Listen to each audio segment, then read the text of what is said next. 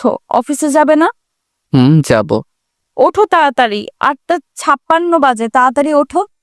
আজকে যাব না, শ্বশুর মশাইকে বলো না। আজকে তোমাকে নিয়ে ঘুরতে চাই। ঠিক আছে, আব্বুকে আমি বলে দিব। আমার জানটাকে আজকে যেন ছুটি দেয়। আমার জানের জন্য আমি নিজের জবটা করতে পারছি, আর আমার জানটাকে ছুটি নিয়ে দিতে পারবো না? এটা কি হয় নাকি? আই লাভ ইউ বউ। I love you too. আচ্ছা চলো দুইজন একসাথে গোসল করি। ওকে। আয়ন খাট থেকে নেমে নদীকে পা কোলা নিয়ে ওয়াশরুমে চলে গেল। আয়নের হাসি দেখে নদী বুঝতে পারল ওর মনে বদমাইশে বুদ্ধি চলছে। আয়ন শাওয়ার ছেড়ে দিলে নদী চমকে উঠল। আয়ন খিলখিল করে হাসতে লাগলো নদীকে চমকে যাওয়া দেখে। নদী আয়নকে কয়েকটা কিল ঘুষি দিয়ে বলে, ফাজিল, খালি ভয় পেয়ে গেলাম না? আমি থাকতেও এত ভয় পাও? নামিয়ে দাও। আয়ন নামিয়ে দিয়ে নদীকে দেওয়ালের সাথে চেপে ধরে কিস করতে গেলে নদী ঠোঁটে হাত দিয়ে বলে, গোসলের সময় গোসল, একদম দুষ্টুমি না। একটু করলে কি হবে? গোসল করে আব্বুর কাছে যাওয়া লাগবে। অফিসে গেলে তোমাকেও যেতে হবে। ও হ্যাঁ, তাড়াতাড়ি করো। দুজন তাড়াতাড়ি করে গোসল করে নিল। গোসল করে পোশাক পরে নিচে চলে গেল। নদীর আপু সোফায় বসে ফোন চালাচ্ছে। পাশে নদীর আম্মু চা নিয়ে এসে দিয়ে বলল, উঠেছো দুইজন? জি আম্মু। বসো তোমরা, চা নিয়ে আসছি। আম্মু বসো তো, আমি চা নিয়ে আসি। আয়ন নদীর পিছন পিছন রান্নাঘরে যেতে নিলে নদীর আব্বু বলে, আয়ান এদিকে আসো।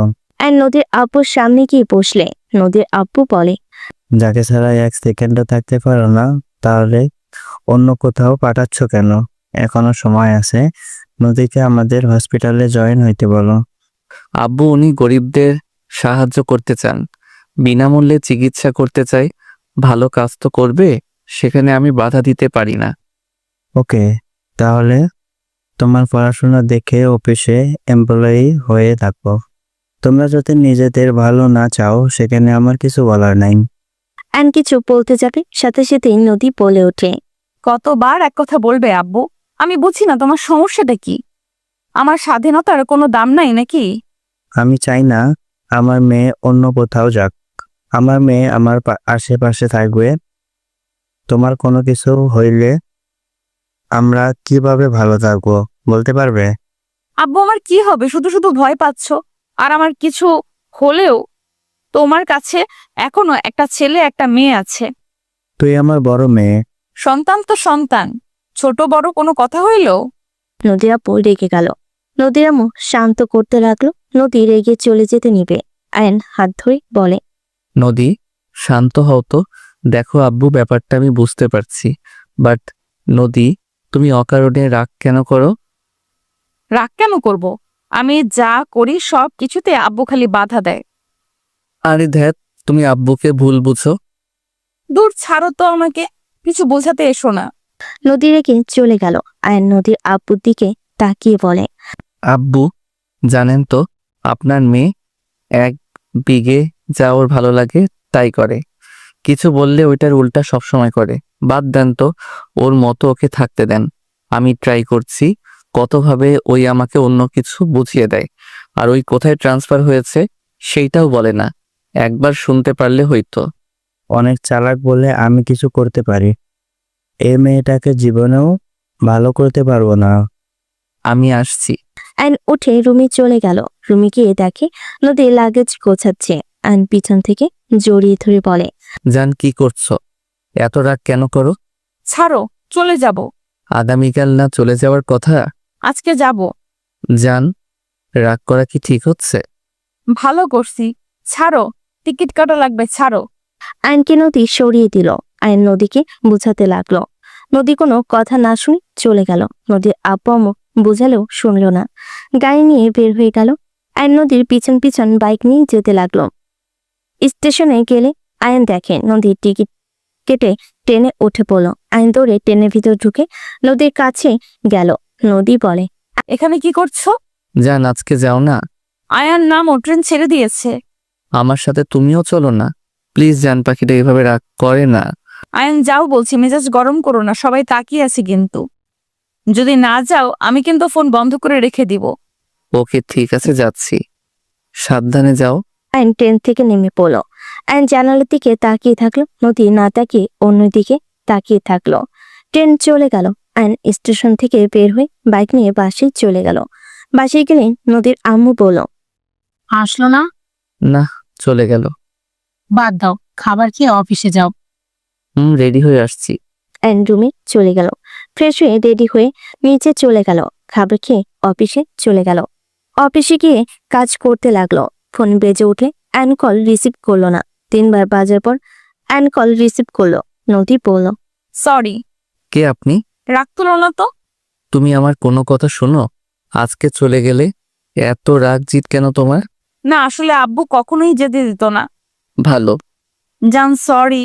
এই জান সরি সরি। ফোন রাখো, কাজ আছে। ওদের কাজ ওরা করুক গা। বাবা মা বেশি ভালোবাসে তো, তাই বোঝো না। যদি ভালো না বাসতো তাহলে বুঝতে। জ্ঞান দিবে না তো। ওকে, দিলাম না। তুমি আসলে কোথায় যাচ্ছ? রাঙাপুর গ্রামে, ওখানেই হসপিটাল তো, একটাই, ওইটাতে জয়েন হয়েছি। অ্যান নদীর কথা শুনে থমকে গেল। অ্যান কাঁপা কাঁপা কণ্ঠে বলল, ওইখানে তুমি বাসায় ফিরে আসো। আব্বুর মতো শুরু করো না। দেখো, ওইখানে তোমার থাকা লাগবে না। অন্য কোনো হসপিটালে যেতে পারবে না। এখানে ভালো হবে, আমাদের প্রজেক্ট তো এখানে করবে, বড় চাচ্চু বলল। ওইটা সম্পূর্ণ হইলে তোমাকে চলে আসতে বলবো। আমি ওইখানে যাব না, আমি এখানে ঠিক আছি। ওয়েট, স্যার কল দিয়েছে। আয়ন কল কেটে দিল। স্যারের কল রিসিভ করে কথা বলতে লাগলো। কথা বলা শেষ হলে আয়ন নদীকে কল দিল। স্যার কি বলল? পরীক্ষার ডেট দিয়েছে কবে পরীক্ষা? 15 তারিখে। তাহলে তো সময়ও নাই। অফিস আজকে করে পড়াশোনায় মনোযোগ দাও।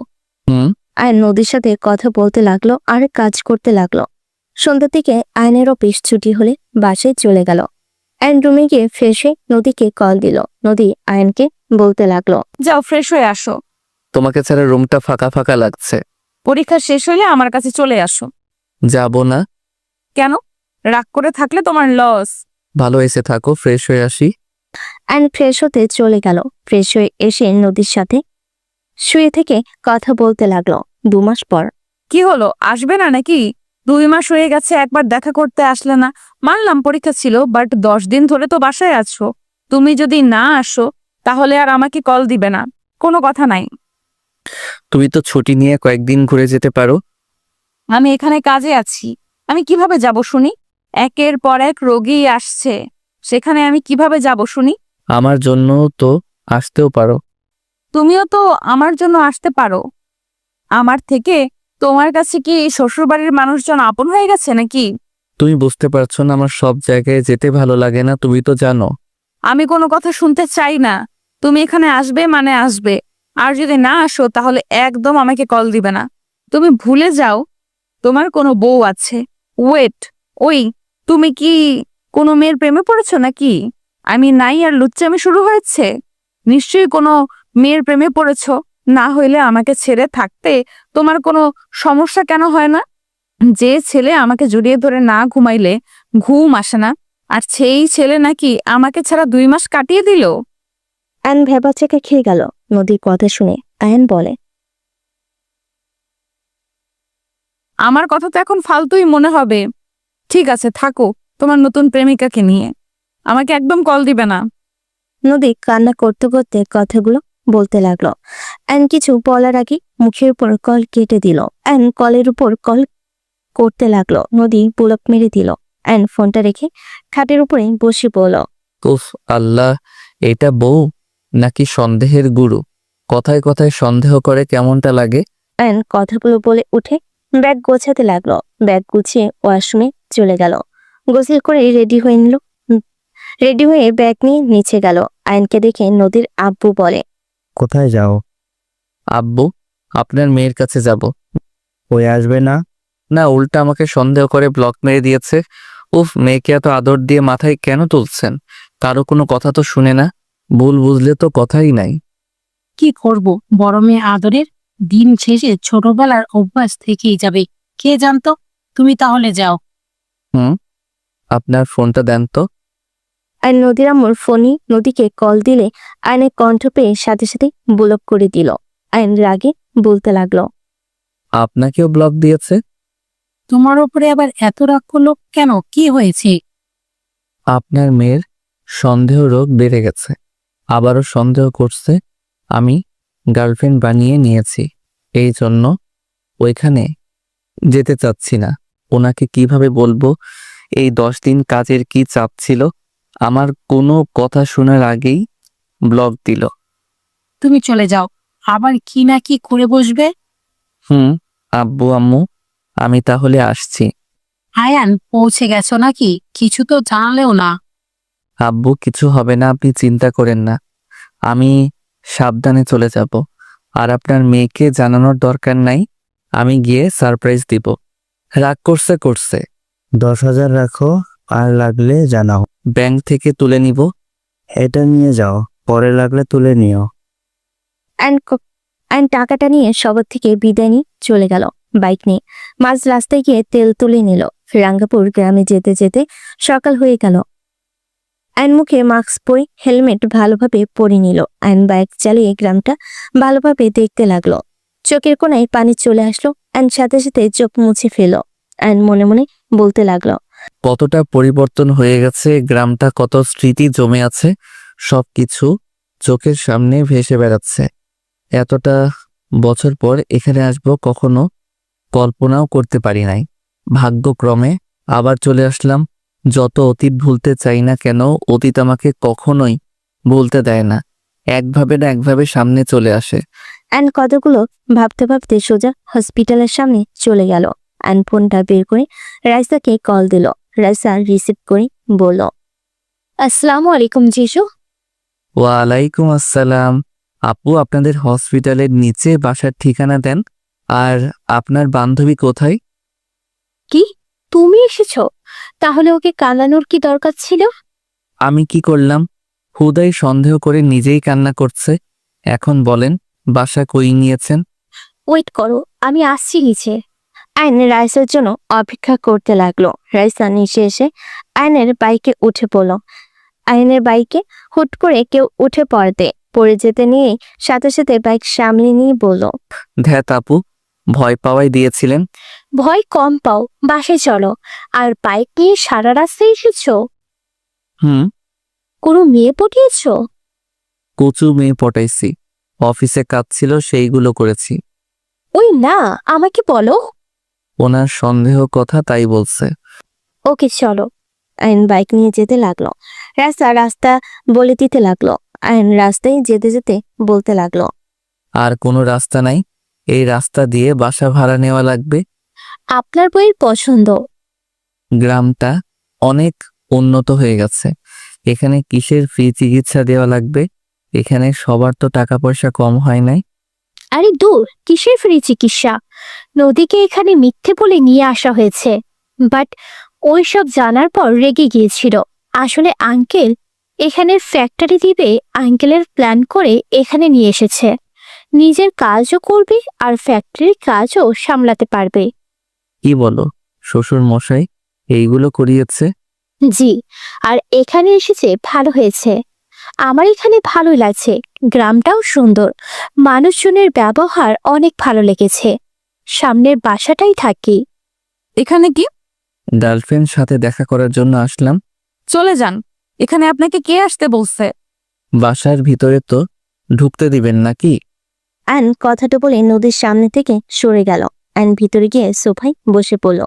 নদীকে বলল, পানি দেন, গলাটা শুকিয়ে গেছে।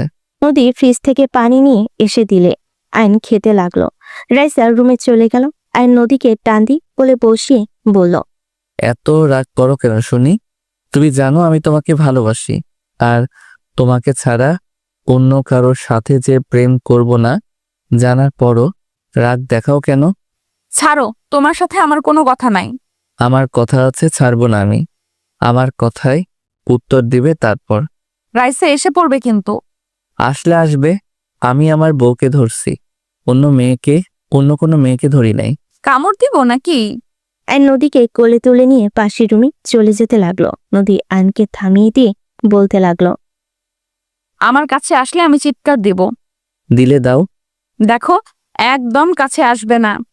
আমি তোমার গার্লফ্রেন্ডের কাছে যাও। আমি আমার গার্লফ্রেন্ডের কাছে আসছি।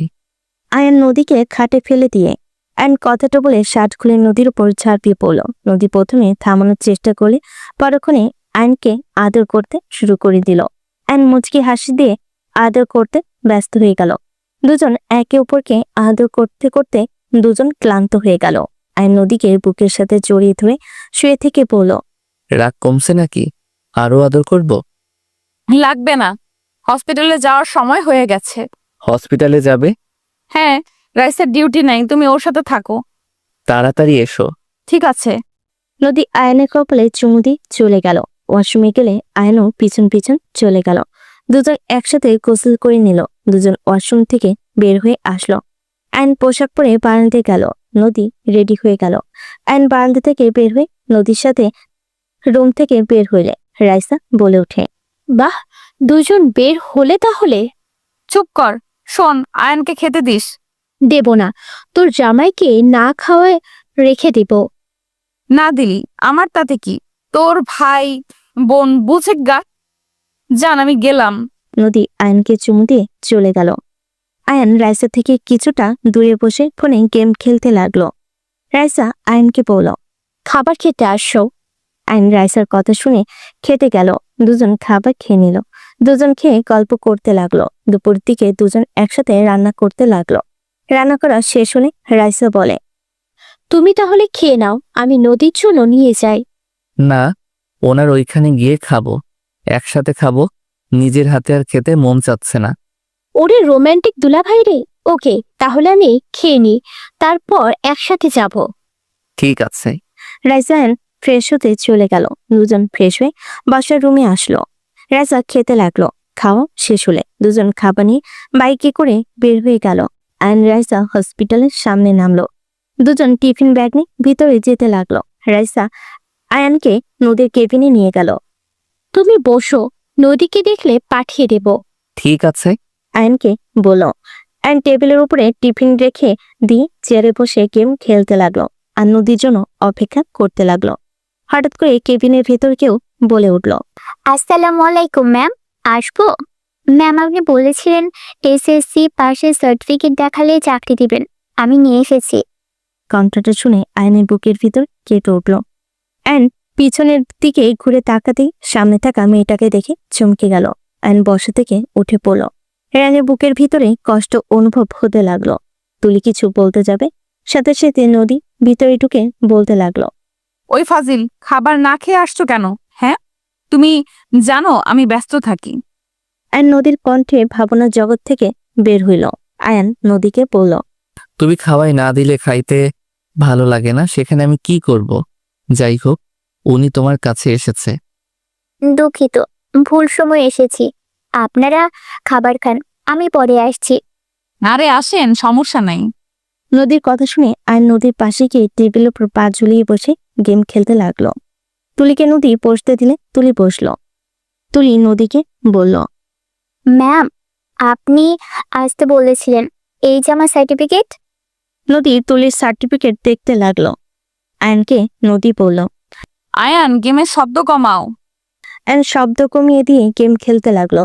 নদী তুলির সার্টিফিকেট দেখে বলল, বাট আপনার রেজাল্ট তো অনেক ভালো, এসএসসিতে A+ পেয়েছিলেন। জি। ওকে, আপনি তাহলে আগামীকাল থেকে কাজে জয়েন হয়ে নিন। আমি ওদের বলে দিব আপনাকে কাজ বুঝিয়ে দেয় যেন। ধন্যবাদ ম্যাম, তাহলে আমি আসছি। তুলি চলে যেতে নিলে নদী বলতে লাগলো, জান, এমন পাগলামি কেন করো? 2টা বেজে গেছে আর তুমি না খেয়ে আছো। এমন করবে না তো। বসো, আমি খাওয়াই দিই। নদীর কথাগুলো তুলি কানে গেলে তুলির বুকটা ফেটে যেতে লাগলো। তুলি ভাবতে লাগলো, ফ্ল্যাশব্যাক। আয়ন তুলি গাছের নিচে বসে আছে। আয়ন তুলি করে মাথা দিয়ে শুয়ে থেকে বলল, তোমাকে চুড়িগুলোতে অনেক সুন্দর লাগছে। ইস, কবে যে বড় হব, তোমাকে বউ করে ঘরে তুলে নিব। এভাবে লুকিয়ে প্রেম করতে ভালো লাগে না। আমারও মনে হয় এখন যদি বড় হয়ে যাওয়া আমারও মনে হয় এখন যদি বড় হয়ে যাওয়া যায় তো তাহলে আমি তোমাকে বিয়ে করে নিতাম। তোমাকে সারা দিন তাকিয়ে থেকে দেখতাম আর তোমার সাথে অনেক দুষ্টুমি করতাম, তোমার কাছে অনেক বায়না করতাম। আমাকে কিছু না দিলে তোমার সাথে অভিমান করে থাকতাম। তুমি আমার রাগ ভাঙানোর জন্য মরিয়া হয়ে উঠতে, আমাকে অনেক ভালোবাসবে, আদর করবে। আমিও পরে তোমাকে ক্ষমা করে দিয়ে তোমাকে অনেক আদর করব। কত না রোমান্টিক হইতো, বাট কচু কোনো স্বপ্ন পূর্ণ হচ্ছে না। হবে হবে, আমরা দুইজন পড়াশোনা করতে থাকি, আমি একটা জব নিব, আমি প্রতিদিন অফিস থেকে ফিরবো, তুমি আমার জন্য ঠান্ডা পানি নিয়ে আসবে, আমার কোলে বসে আঁচল দিয়ে আমার শরীরের ঘাম মুছে দিবে, তোমার হাতে খাওয়াই দিবে। আমি সুযোগ পেলে তোমার সাথে দুষ্টামি করব, তুমি বিরক্ত হয়ে যাবে, আমি তোমাকে আরো বেশি বেশি বিরক্ত করব, আর তুমি রেগে আমাকে মারতে আসলে আমি তোমাকে আদর করে বিরক্ত রাগ এক নিমিষে শেষ করে দিব। লজ্জা পেয়ে বলল, যা দুষ্টু, আমারও অনেক শরম পাচ্ছে। ওরে বাবা, আমার বউটা লজ্জা পেলে তো অনেক সুন্দর লাগে। যাও, আমার প্রশংসা করবে না, আমার অনেক শরম লাগে। দুজন খিলখিল করে হাসতে লাগলো। হঠাৎ কারো ডাক শুনে তুলি ভাবনার জগৎ থেকে বের হয়ে দেখে নদীকে ডাকছে। নদী আয়নকে বলল। যান, পানি খেয়ে নাও, আমি আসছি। নদী হাত ধুয়ে চলে গেল। আয়ন পানি খেয়ে হাত ধুয়ে নিল। আয়নের ফোন বেজে উঠল। আয়ন কলটা রিসিভ করলো। নদীর আম্মু বলে উঠল, আয়ান পৌঁছে গেছো নাকি? কিছু তো জানালেও না। সরি আম্মু। আয়ন নদীর আম্মুর সাথে কথা বলতে বলতে যেতে লাগলো। রাইসাকে দেখে বলল, নদী কোন জায়গায়? এই আয়ান, তোমার তো B+, তাই না? কেন? একজনকে রক্ত দিতে হবে, তুমি কি দিতে পারবে?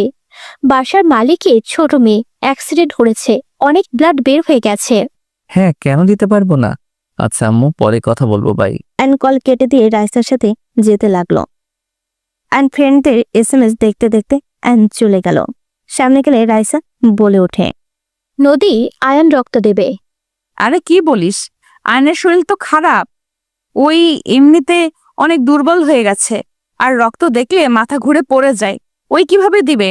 অন্যভাবে দেখতে হবে। আয়ন নদীর কথা শুনে সামনের দিকে তাকাতেই চমকে গেল। সামনে সবাই আয়নের দিকে তাকিয়ে আছে। আয়ন রাইসাকে বলল, রাইসা আপু, আমি রক্ত দিব, আমার কিছু হবে না? মাথা ঘুরে পড়ে যেন যেও না। কুল আপু, চলেন। আয়ন রাইসার সাথে চলে গেল। নদী ওদের সাথে গেল। আয়ন রক্ত দিতে গেলে টেস্ট করতে লাগলো। টেস্ট করে আয়ন রক্ত দিতে লাগলো। আয়ন ভয়ে ইনজেকশন দিতে না চাইলে তখন ভিতরে কেউ একজন এসে আয়নের মাথার কাছে বসলো। আয়ন সাথে সাথে মানুষটাকে জড়িয়ে ধরলো। আয়নের মাথায় হাত বুলিয়ে দিতে লাগলো। আয়ন ভয়ে খামচি দিয়ে ধরলো। আয়নের মাথায় হাত বুলিয়ে দিতে দিতে বলল, আয়ান, আয়ন ডাক্তার শুনে বুকের ভেতর কেঁপে উঠল।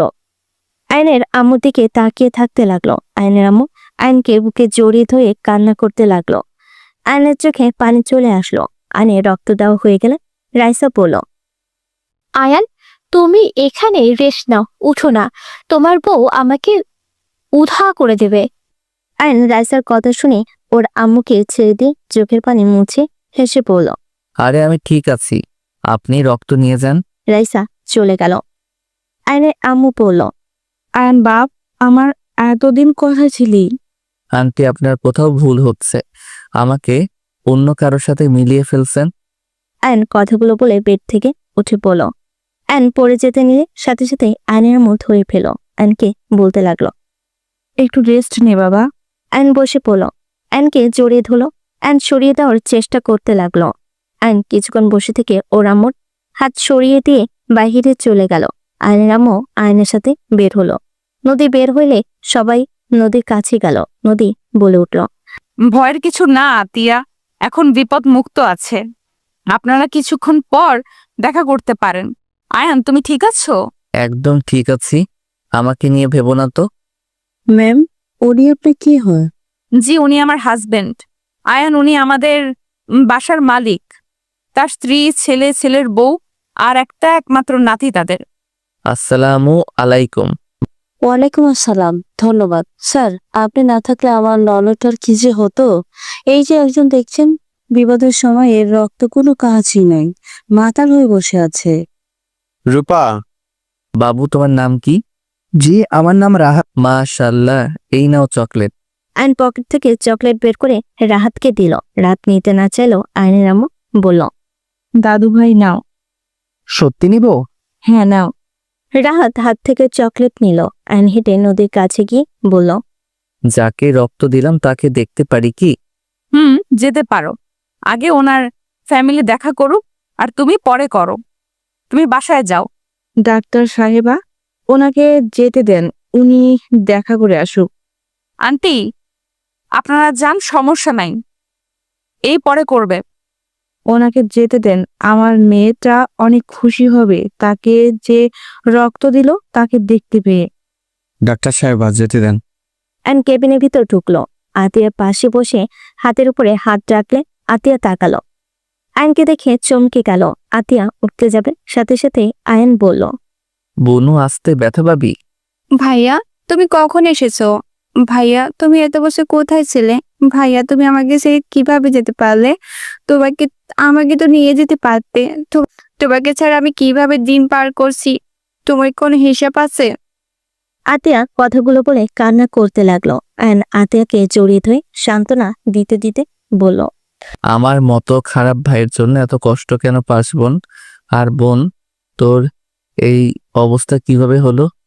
বড় চাচ্চুর ছেলে রনি আমাকে মেরে ফেলতে চাইছিল, ভাগ্যক্রমে বেঁচে গেছি। কি? ওই তোকে মেরে ফেলতে নিয়েছিল মানে? আমি স্কুলে গেলে আমাকে অনেক জ্বালাতন করতো, আবার মেয়েদের সাথে অসভ্যতামি করতো। আমি প্রতিবাদ করেছিলাম, তারপর থেকে আমার পিছনে লেগেছে। আজকে আমাকে বাইক দিয়ে ইচ্ছে করে ধাক্কা মেরেছে। আমি ছিটকে গাছের সাথে বাড়ি মারায়, আর রাস্তার পাশে খাম্বার রড ছিল, ওইটাই আমার পেটের সাইড দিয়ে বের হয়ে গেছে। অ্যান্ড রাগে হাত মুঠো করে ফেলল। অ্যান্ড রেগে বলল, ওকে কোথায় পাওয়া যাবে এখন? ভাইয়া, বাদ দাও, ওদের সাথে লাগতে যেও না, ওরা অনেক খারাপ। কিছু বললে আমাদের আরো ক্ষতি করবে। তোমার ক্ষতি করলে আমি নিজেকে ক্ষমা করতে পারবো না।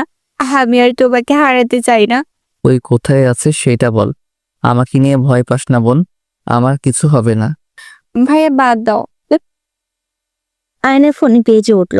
সবাই ভিতরে ঢুকলো। আয়ন ফোনে কথা বলতে লাগলো। আব্বু বলেন। নদীকে বলো তো ফ্যাক্টরিতে গিয়ে দেখে আসতে। আব্বু, নদী তো ব্যস্ত আছে, আমি চলে যাব। বাট আপনি ফ্যাক্টরি বিষয়ে আমাকে কিছু তো বলেন নাই, আর ওকে মিথ্যা বলে এখানে পাঠিয়েছেন। তুমি এসব কিভাবে জানলে? রাইসা আপুর থেকে শুনেছি। শুনছো, ভালো হয়েছে। তাহলে তুমি বাইকটা দেখো, ওইটা তোমাদের দুজনের জন্য। তোমরা যদি ভালোভাবে চালাতে পারো তাহলে তো আলহামদুলিল্লাহ, না পারলে আর কি করার। আচ্ছা শোনো, ওইখানে গিয়ে দেখো কাজ কতটুকু করছে। আচ্ছা আব্বু, আমি যাচ্ছি। অ্যান্ড কল কেটে দিয়ে আতিয়াকে বলল, বনু থাক, আমাকে একটু যেতে হবে, আমি পরে এসে দেখা করব। ভাইয়া, আমাকে ছেড়ে যাও না, আমি তোমাকে আর হারাতে চাই না। চিন্তা করিস না, আমি এখানে আছি কিছুদিন, তোর সাথে প্রতিদিন দেখা করব। আতিয়া, তুমি ওনাকে চেনো? চিনবো না কেন ভাবি, ওইটাই তো আয়ান ভাইয়া ছোট ভাই। রূপা অবাক হয়ে গেল।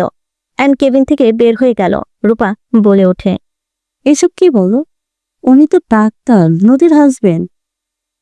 নদিয়াপুর হাজবেন্ড? হ্যাঁ, আব্বা আম্মা, তোমার ভাই রাহাতও ছিল, ডক্টর তো পরিচয় করিয়ে দিল। আর উনি তো তোমাদের ছেড়েও না, যেমন ভান করলো। কি জানি, বুঝতে পারছি না। আতিয়া সবার সাথে কথা বলতে লাগলো। অ্যান্ড নদীর কেবিনে গিয়ে কপালে চুমু দিয়ে বলে, জান, আমাকে ফ্যাক্টরির ওইখানে যেতে হবে। যেতে হবে না, আমি চলে যাব, তুমি বাসায় যাও। না, তুমি থাকো, আমি যাচ্ছি, আমি ঠিক আছি। রাগ তুলো না, যাও বলছি। নদী রাগ দেখলে অ্যান্ড উপায় না পেয়ে বলে, দুইজন একসাথে যাই। না, বাসায় যাও। প্লিজ, বাসায় একা একা ভালো লাগবে না তো। অ্যান্ড অসহায়ভাবে তাকাতেই নদী আয়নকে নিয়ে বের হয়ে গেল। অ্যান্ড বাইক চালাতে লাগলো। ফ্যাক্টরির সামনে চলে গেল। নদী বাইক থেকে নেমে পড়ল। তুমি থাকো, আমি দেখে আসছি। নদী চলে গেল। অ্যান্ড বাইকের উপর বসে ভাবতে লাগলো। এই জায়গা কি আব্বু চাচ্চুরা বিক্রি করে দিয়েছে নাকি? অ্যান্ড কথাগুলো ভাবতে লাগলো। নদী দেখা শেষ করে আয়নের বাইকে উঠলে অ্যান্ড বাইক নিয়ে বাসায় চলে গেল। 5 দিন পর। কি ব্যাপার, কোনো সমস্যা হয়েছে কি? এত চিন্তা করছো কেন?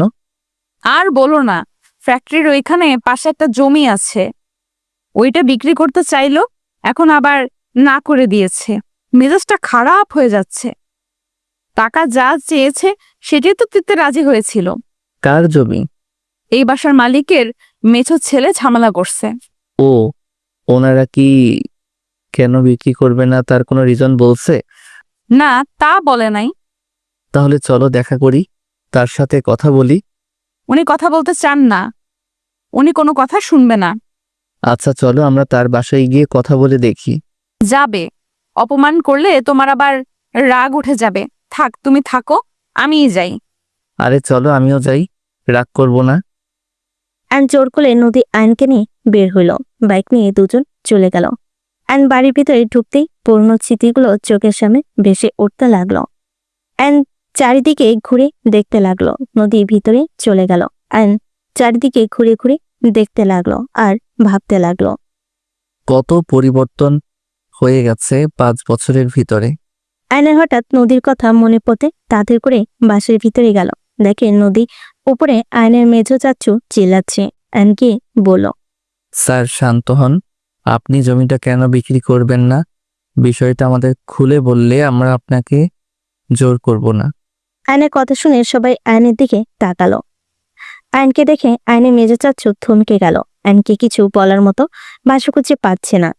আয়ন কাছে গিয়ে বলল, বেয়াদবি মাফ করবেন, অনুমতি ছাড়া বাসার ভিতরে ঢোকার জন্য। স্যার, আপনারা তো প্রথমে জমিটা বিক্রি করতে চেয়েছেন, পরে আবার মত চেঞ্জ করে ফেললেন। আসলে রিজনটা যদি বলতেন কেন না করে দিলেন, আর আপনাদের যদি আরো বেশি দামে বিক্রি করেন বিষয়টা আমাদের বলতে পারেন। আয়নের কথা শুনে মেজো চাচ্চু অপলক দৃষ্টিতে তাকিয়ে থাকতে লাগলো। নদী বলে ওঠে, দেখেন, আমাদের বিষয়টা খুলে বললে আমরা বিষয়টা বুঝতে পারবো। দয়া করে যদি বলতেন কেন জমিটা দিবেন না। ডাক্তার সাহেবা, ওইটাই আমার আদরের কলিজার টুকরা ভাতিজার নামে লিখে দিয়েছি আমি। আমার বড় ভাতিজা না বুঝে ওইটাই আপনাদের কাছে বিক্রি করে দিতে চেয়েছে। আমি বেঁচে থাকতে আমার ভাতিজার হক আমি কাউকে নষ্ট করতে দিব না। আয়ন কথাগুলো শুনতেই চোখের কোণে পানি টলমলো করতে লাগলো। নদী আয়নের চাচ্চুর দিকে তাকিয়ে বলল, ও আচ্ছা আঙ্কেল, উনি কোথায়? ওনাকে বলেন উনি বিক্রি করবেন নাকি। যদি উনি রাজি না হয় তাহলে জোর করতে চাই না। আমার কলিজার টুকরাটা আমাকে চেনে না, আমাকে ভুলে গেছে। জানেন, আমার কলিজার টুকরাটা ঠিক ওনার মতো আজ দেখতে হয়েছে হয়তো। দুঃখিত আঙ্কেল, ওনার স্মৃতি হারিয়ে গেছে। চিকিৎসা করাচ্ছেন না? স্মৃতি হারালে চিকিৎসা করালে ঠিক সুস্থ হয়ে যেত, কিন্তু সেই যে ইচ্ছে করে আমাদের কাউকে চিনতে চায় না। দুঃখিত আঙ্কেল, আপনাকে রাগানোর জন্য। আয়ন চলো, আব্বুকে বোঝাতে হবে। আয়ন নদীর সাথে উঠতে যাবে। তখনই আয়নের মেজো চাচ্চু বলে, আরে বসেন, চা নাস্তা করে যান। অন্য একদিন করবো আঙ্কেল, আজকে আসি। উনি আপনার কি হয়? আর স্যার, আপনি যদি চান তাহলে আমি আপনাকে ওই জমির উপরে কাজ করতে দিতে পারবো। মেজো চাচ্চুর কথা শুনে নদী বেশ অবাক হয়ে বলল, সত্যি দিতে পারবেন? কত টাকা দেওয়া লাগবে এখন বলেন আমাকে। টাকা লাগবে না, আমাকে একটাই কথা বলেন তো, জি বলেন। উনি আপনার কি হয়? বডিগার্ড নাকি? সরি আঙ্কেল, বডিগার্ড কেন হবে? উনি আমার হাজবেন্ড। ও আচ্ছা, সরি, কিছু মনে করবেন না। আর সরি, আপনার সাথে খারাপ ব্যবহার করে ফেলেছি। আসলে প্রিয় মানুষদের বেইমানিগুলো সহ্য হয় না, মাথার ভিতরে সবকিছু এলোমেলো হয়ে যায়। সমস্যা নাই আঙ্কেল, আমি কিছু মনে করি নাই। আপনি আমার গুরুজন, আমি ওইসব কিছু মনে করি নাই। দাঁড়িয়ে আছেন কেন? বসেন দুইজন, ওই যে চা নিয়ে এসেছে। আয়ন নদী বসলো। আতিয়া চা বিস্কিট ফল কেটে নিয়ে এসে দিল। আতিয়া আয়নকে চা দিয়ে বলে, আমি আপনার জন্য বানিয়েছি, দেখেন তো কেমন লাগে। আতিয়ার কথা শুনে নদী ফুরকুচকে তাকালো। আয়ন 4 কাপ হাতে নিল। আয়ন চুমতেই বলল, বাহ, অনেক মজা হয়েছে তো। বাট তুমি অসুস্থ মানুষ হয়ে চা বানাতে গেছো কেন? আমি আপনাকে দেখে একদম সুস্থ হয়ে গেছি। আতিয়ার কথা শুনে নদীর রাগ হতে লাগলো। আয়ন নদীর দিকে তাকিয়ে বুঝতে পারলো নদী রাগ করছে। আয়ন ঢোকিলে বলল, নদী কুল, তুমি যা ভাবছো বিষয়টা মোটেও তেমন না। আরে ওই আমার ছোট বোনের মতো তো আমি রক্ত দিয়েছি, এই জন্য তো আমরা ভাই বোন হয়ে গেছি।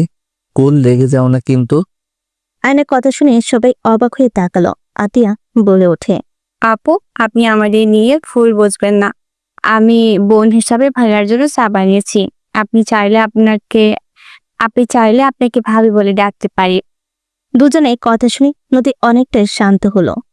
আয়ন নদীকে বলল, রেখে চাটা মুখে দিয়ে দেখো না পিচ্ছি, অনেক ভালো চা বানিয়েছে। নদী চায়ের কাপে চুমুক দিল। আতিয়ার দিকে তাকিয়ে বলল, হ্যাঁ, অনেক মজা হয়েছে পিচ্ছি। আমাদের জন্য অত কষ্ট না করলেও পারতে, তুমি বসো। আপনাদের জন্য কিছু করতে পারলে নিজেকে ধন্য মনে করবো। রাহাত, কেমন আছো? আলহামদুলিল্লাহ আঙ্কেল, আপনি কেমন আছেন? এইদিকে আসো, বসো। অ্যান্ড রাহাতকে নিজের কাছে বসালো। হঠাৎ করে বাসার ভিতর কয়েকটা ছেলে আর আয়নের বড় চাচু বাসার ভিতর ঢুকলো। একটা ছেলে অসভ্যতামি করতে লাগলো, বলতে লাগলো, ওই শফিক, তোর ছেলের অনেক সাহস বেড়েছে তাই না? আমার বাড়িতে গিয়ে হুমকি দিয়ে আসবো। ওই ভাঙচুর কর, যে ঠেকাবে তাকে মারবি। ছি, উনি তোমার গুরুজন, আর তুমি তার নাম ধরে এভাবে কিভাবে রাখতে পারো? ও ডাক্তার সাহেব, আপনি এখানে নাক গলাবেন না। আপনাকে সম্মান করি তাই বলে আমাদের পারিবারিক বিষয়ে কথা বলবেন না দয়া করে। রনি আতিয়ার কাছে এসে আতিয়ার ব্যথার জায়গায় থাপ্পড় মারতে যাবে, সাথে সাথে আয়ন উঠে এক লাথি দিয়ে ফেলে দিল। আয়নকে মারতে দেখে সবাই চমকে উঠল। বড় চাচু কিছু বলার সাথে সাথে আয়ন ঘুরে দাঁড়ালো। আয়নকে দেখে বলে ওঠে, হ্যাঁ আমি। ওই কি বললি? শফিকা তুই বলে ডাকলি তাই না? বয়স কত রে তোর? কেন তোর সাহস কি করে হয় আমাকে লাথি দেস? এই তোরা দাঁড়িয়ে আছিস কেন? মার শালাকে, হিরো সাজতে এসেছে। আয়নকে মারতে আসলে আয়ন দুজনকে মেরে ফ্লোরে ফেলে দিল। রনি উঠে দৌড়ে এসে মারতে যাবে। আয়ন পেটে খুশি মারলো, হাত ধরে মোচড় দিয়ে ধরে পড়ল। এই হাত দিয়ে আমার বোনের পেটে ঘুষি দিতে গেছস, এই হাত দিয়ে বাইক দিয়ে আমার বোনকে ধাক্কা দিয়েছস তাই না? আর এই মুখ দিয়ে আমার আব্বুকে অসম্মান করছস তাই না? আয়ন কথাটা বলে মুখে ঘুষি মারতে লাগলো। একের পর এক ঘুষি মারতে লাগলো। বড় বউ বলতে লাগলো, শফিক, তোর ছেলেকে থামতে বল, আমার ছেলেটা মারা যাবে তো। আয়ান ছেড়ে দে, আয়ান ওকে ছাড়। আয়ন বলে ওঠে, আমার সামনে থেকে সরেন। এতক্ষণ ধরে আপনার ছেলে বেয়াদবি করছিল, চুপচাপ দেখছেন, এখনো দেখেন। আঙ্কেল বেশি করে মারেন। মারো, বেশি করে মারো, ওকে মেরে হাড্ডি গুড্ডি ভেঙে দাও। ওরা অনেক বাড়াবাড়ি করে, আব্বুকে যা না তাই বলে গালাগালি করে। বড় চাচু তার ছেলেদের নিয়ে এসে আমাদের মারধরও করায়। সে মেজো চাচুকে মেরে 3 দিন বেঁধে রেখেছিল। আতিয়ার কথা শুনে আয়নের মাথা খারাপ হয়ে গেল।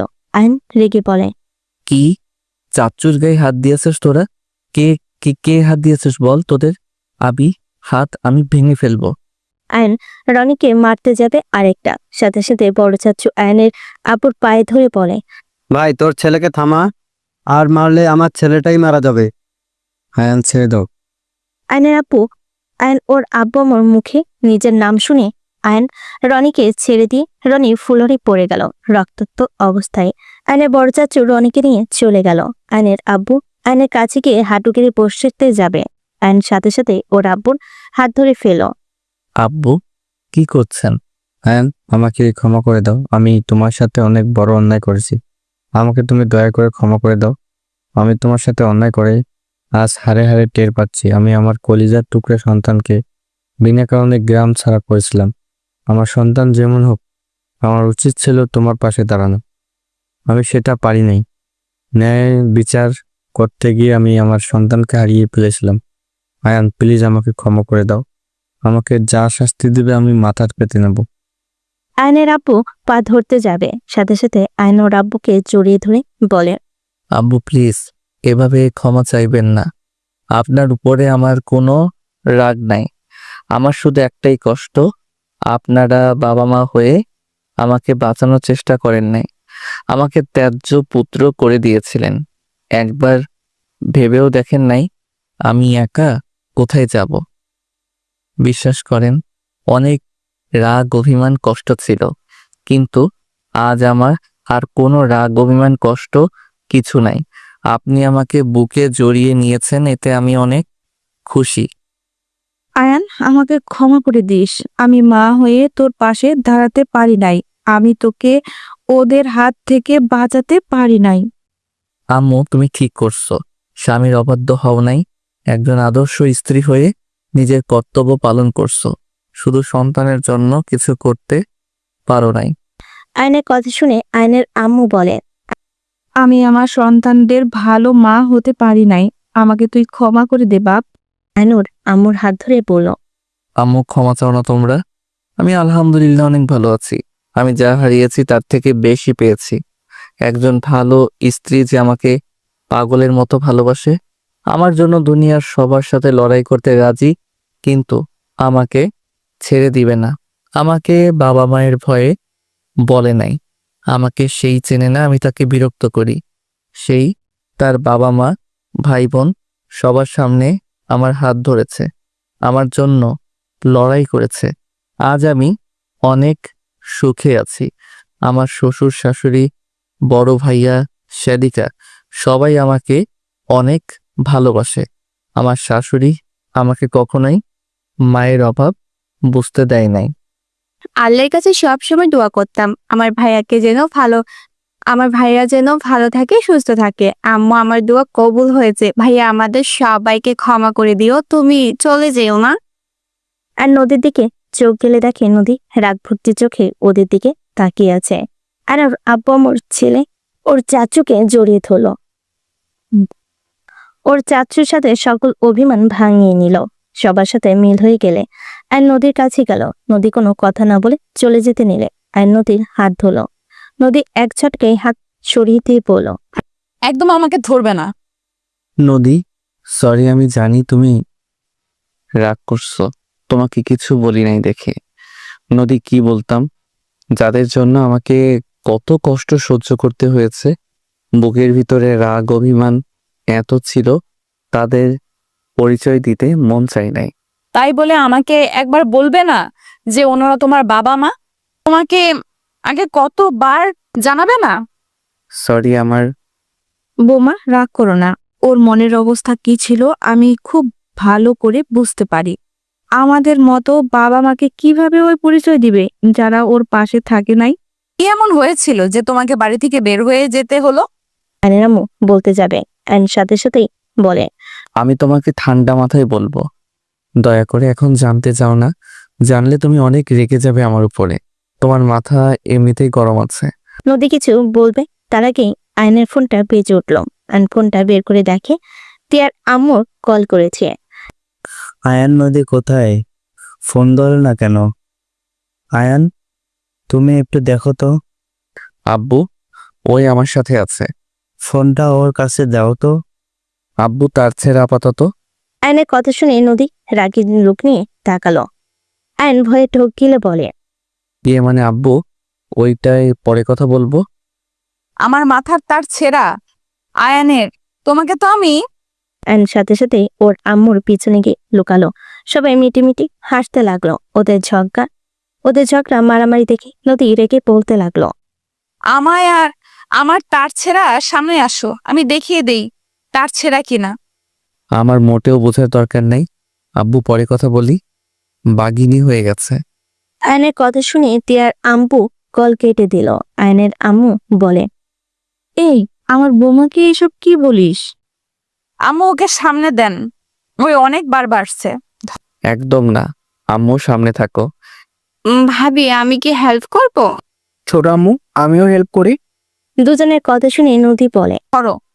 এই আমার সাথে বেইমানি হচ্ছে। আতিয়া রাহাত আয়নকে পিছন থেকে শক্ত করে ধরল। নদী গলা ধরতে যাবে, সাথে সাথে আয়ন বলে ওঠে, বউ, সরি, ভুল হয়েছে, ক্ষমা করে দেন। আর বলবো না, মাঝে মাঝে বলবো। আয়নের কথা শুনে সবাই হাসতে লাগলো। নদী বলল, তুমি আমাকে মোটেও ভালোবাসো না আয়ান। তুমি আমার কাছে কোনো কিছু শেয়ার করো না। বিষয়টা অনেক খারাপ লাগছে আয়ান।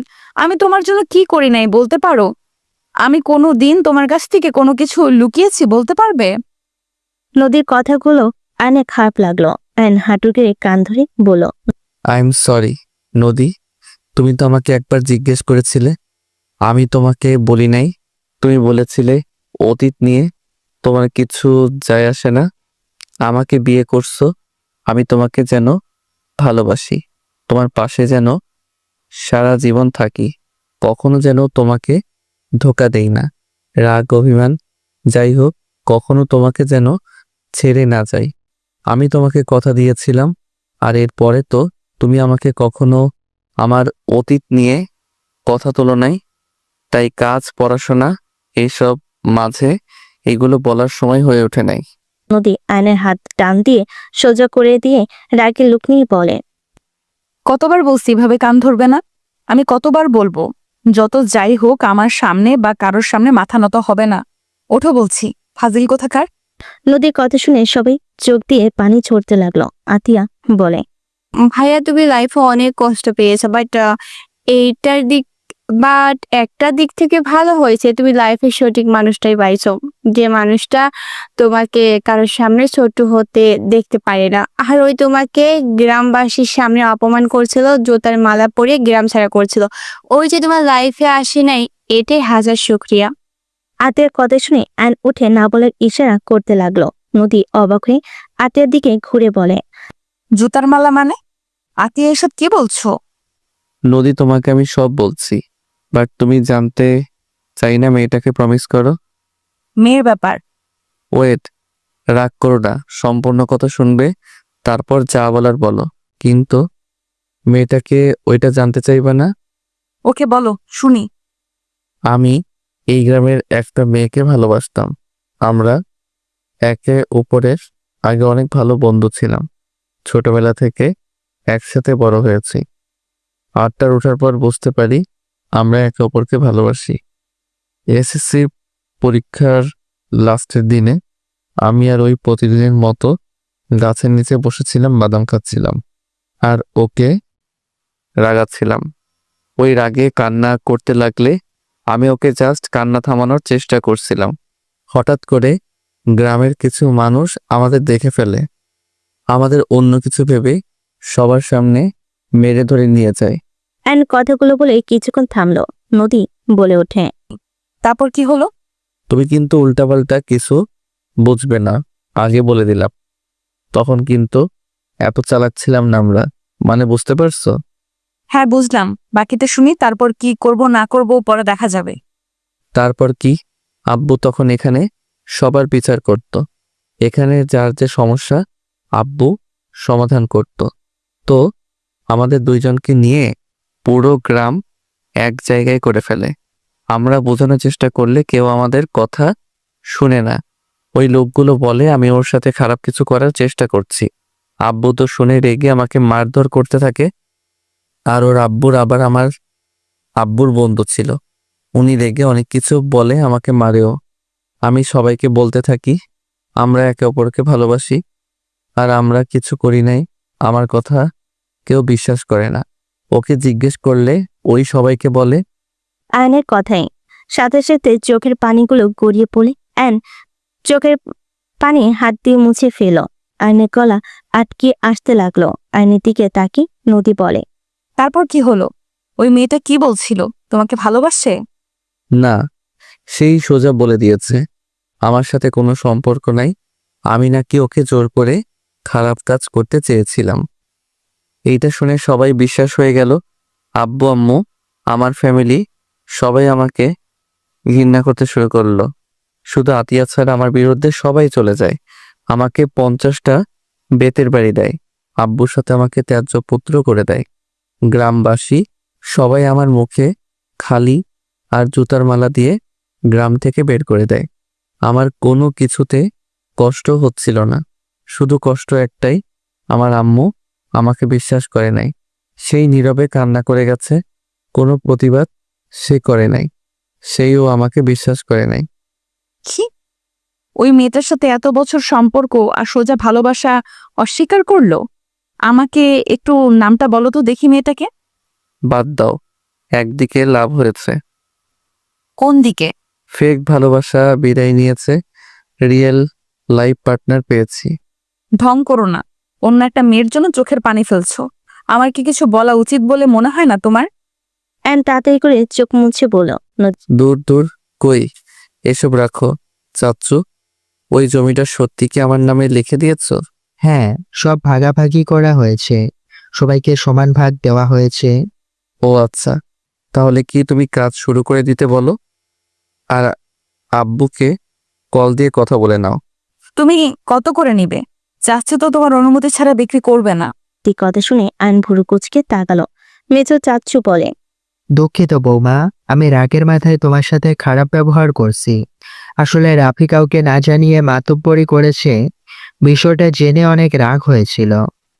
চাচ্চু, আমি আপনার কথায় কিছু মনে করি নাই। আয়ান, বলো না কেন? আসলে মনে হচ্ছে তুমি অনেক দিন ধরে আমার হাতে মার খাও না। এইসব কি বলিস? আমাদের ফ্যামিলি থেকে বউদের গায়ে হাত তুলছে? ছি আয়ান, সিনিয়র গায়ে হাত দিতে চাও? ছি, বেয়াদব কোথাকার, কোনো শিক্ষা নাই। নদী কথাগুলো বলে মিটিমিটি হাসতে লাগলো। আয়নর আম্মুর দিকে তাকিয়ে বলল, আরে কি করব, ওই ফ্যাক্টরিটা আমাদের দুইজনের জন্য করা হচ্ছে। আমরা যদি দুইজন ঠিকভাবে চালাতে পারি তাহলে উনি আমাদের দিয়ে দিবে, আমাদের পরীক্ষা নেওয়া হবে। বাট এই ঘাটতেরা বউ তো খালি নিজের জিদের উপরে চলে। কি, আমি ঘাটতারা? আতিয়া, তোমার সামনে তোমার ভাবিকে অপমান করা হচ্ছে, তুমি চুপচাপ দেখছো? ছি নদী। নদীর কথা শুনে সবাই ফিক করে হেসে দেয়। আয়ন নদীর কাণ্ড দেখে হাসি থামাতে পারল না। আয়ন বলে ওঠে, দুষ্টুমি রাখো, হসপিটালে যাবে না নাকি? বাসায় যাব, আমার কাজ আছে। বৌমা, ওই বাসায় থাকা লাগবে না, তোমরা 3 জন এখানে চলে আসো।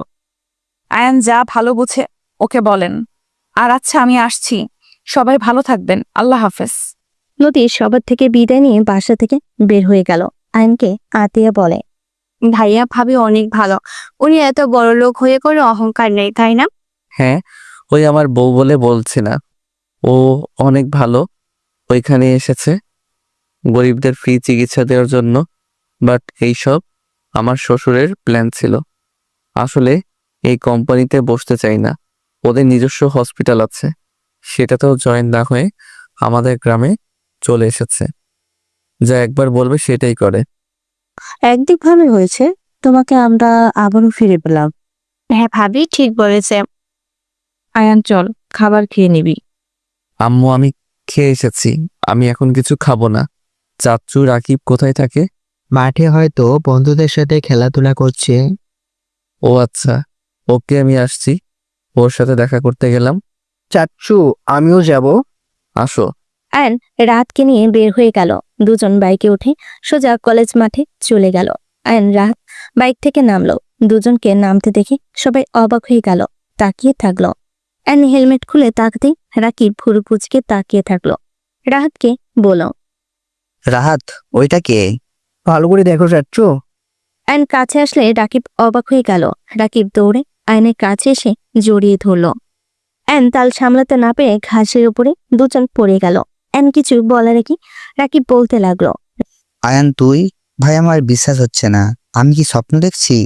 তোমাকে তো চেনাই যাচ্ছে না, এতদিন পর ফিরলি। এতদিন কোথায় ছিলি তুই? তুই জানিস আমরা কত তোকে খুঁজেছি? আব্বু, আমি কত খুঁজেছি তোকে, কোথাও পাই নাই। এতদিন কোথায় ছিলি? আরে ভাই ওয়েট, আমাকে বলার তো সুযোগ দে। ও হ্যাঁ, তাই তো। চাচ্চু, তোমরা উঠো, ঘাসের ভিতরে সাপ বের হইতে পারে। রাহাতের কথা শুনে আয়ন উঠে পড়ল। রাকিবের দিকে হাত দিলে রাকিব হাত ধরে উঠে পড়ল। আয়ন বাকিদের সামনে গিয়ে কৌশল বিনিময় করতে লাগলো। সবাই আয়নকে জড়িয়ে ধরতে লাগলো। দোস্ত, আমরা কি স্বপ্ন দেখছি নাকি? আমাদের তো বিশ্বাসই হচ্ছে না তুই আমাদের সামনে। আমরা তো ভেবেছি তুই হারিয়ে গেছস, আর কোনোদিন ফিরবি না। সবার কথা শুনে আয়ন হেসে বলে, তোদের না জ্বালিয়ে এত তাড়াতাড়ি হারিয়ে যাব, এটা কি ভাবা যায়? আগে তোদের জ্বালাবো, তারপর হারানোর চিন্তা করব। আয়ান, তুই এতদিন কোথায় ছিলি? ঢাকা ছিলাম। কার কাছে? আর তোকে দেখে তো মনে হচ্ছে অনেক ভালো আছোস। তোদের দোয়ায় আলহামদুলিল্লাহ অনেক ভালো আছি। এখন কাহিনী বল, কোথায় ছিলি? আমি এক দাদুর সাথে বস্তিতে থাকতাম। ওনার ছেলে সন্তান বলতে কেউ নাই, তার একটা দোকান ছিল। আমি তার দোকান সামলাতাম আর তার কাছে থাকতাম। দোকানে একটা কাস্টমার আসতো, তার লগে প্রেম হয়ে যায়। তারপরে আর কি, পালিয়ে বিয়ে করি। তারপর শ্বশুর বাড়িতে গিয়ে উঠি, কেউ মেনে না নিলে পরে সবাই মেনে নিয়েছে, আলহামদুলিল্লাহ। বাহ বাহ, কি ভাগ্য। তা ভাবি কোথায় আমাদের? হসপিটালে। কি ভাবির কি হয়েছে, হাসপাতালে কেন? আরে চাচ্চু, ডাক্তার নদী আছে না, উনি তো আমার ছোট আম্মু। কি? সবাই চোখ বড় বড় করে তাকালো। একজন বলে ওঠে, মজা করছিস নাকি? অত সুন্দর মেয়ে তোর বউ কিভাবে হয়? আর উনি যে বড় লোক, ওনার সাথে তো যাই নাকি? রাহাত বলে, আরে সত্যি তো, ছোট আম্মু তো উনি। আমরা বিশ্বাস করি না। ওকে করিস না, সময় হইলে প্রমাণ করে দিব। যাই হোক, এখানে সারাদিন থাকোস নাকি? কি আর করবো, কাজ কাম নাই, তাই এখানে বসে থেকে আড্ডা দেই। তুই বসে আয়, তাস খেলবি নাকি? খেলবো। রাহাত আবু 500 টাকা নিয়ে চকলেট চিপস কিনে খাও গা, বাসায় চলে যাও। আরে নাও। আইন জোর করে দিল। রাত খুশি হয়ে ধন্যবাদ দিয়ে চলে গেল। আইন ওদের সাথে বসে খেলতে লাগলো। রাইসা কলেজের পাশ দিয়ে যাচ্ছিল। আইনকে দেখে রাইসা বেশ অবাক হয়ে গেল। রাইসা মাঠের ভিতরে এসে আইনের পিছনে গিয়ে দাঁড়ালো। সবাই অবাক হয়ে তাকায়। আইনের কাঁধে হাত দিলে আইন হাতটা সরিয়ে দিয়ে কাঠ খেলায় মনোযোগ দিতেই দেখতে লাগলো রাইসা বারবার কাঁধে হাত দিলে। আইন বিরক্ত হয়ে বলে, আরে ধুর, কে ভাই এত জ্বালাচ্ছেন কেন? আইন কথাটা শুনে পিছনে ঘুরে তাকাতে আইন ভেবেচাকা খেয়ে গেল। আইন লাফ দিয়ে ঠাস করে ফেলে দিয়ে ঢুক গিলতে আইন লাফ দিয়ে ঠাস করে ফেলে দিয়ে ঢুক গিলে তোতলাতে তোতলাতে বলে, আপনি আপনি এখানে কি করছেন? জি আমি। এসব কি?